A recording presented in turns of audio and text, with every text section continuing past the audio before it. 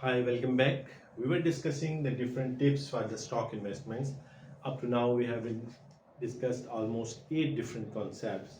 This is the last one and also very important one. Actually, it's the combination of the two things. The first thing is what stick to the plan, and the second thing you should have some long-term goals. See, very important thing that the investment in the stock exchange is the not short term.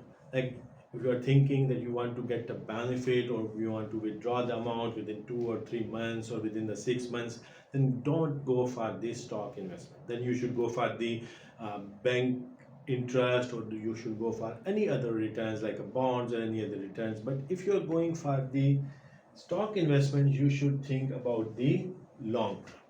Okay. And also, it is not like a one time you invested and then you forgot about it. You have to continuously monitor it. You have to buy, you have to sell, and again, according to your plan, you have to increase your investment, or you may have to withdraw the investment. But it is a long term thing, it is not a short term thing. If you're thinking about some months or even for the 1 or 2 years, then don't go for the stock investment. But if you're going for like a 10, 15, 20 years plan you have, then go for the stock investment. The next thing that we have is the stick to plan. Stick to the plan means what? That with respect to the profit or with respect to the loss, there should be a profit. The target profit should be there, and the limit the loss.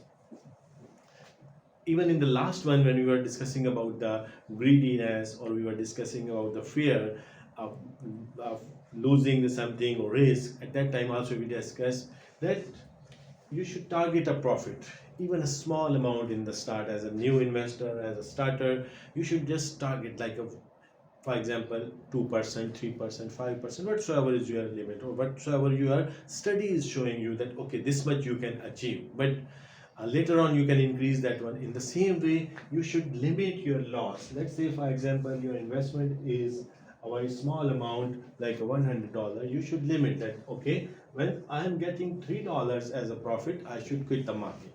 Again, for example, if I'm getting a $3 or $3.5, for example, as a loss, what I will do? I will quit the market. So in that way, you will be very much careful when you have a limit for the loss, when you have a target for the profit, and you are playing within that time period.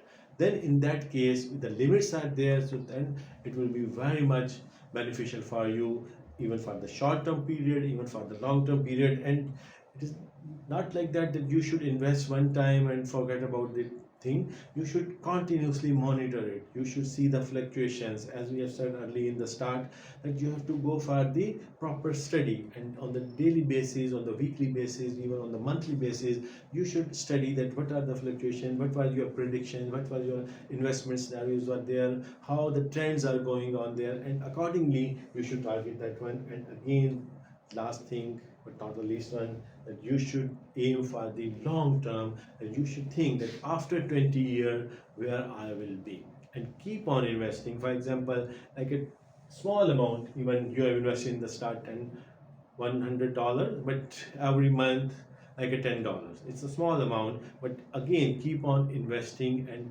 when your portfolio will increase, automatically your return will increase.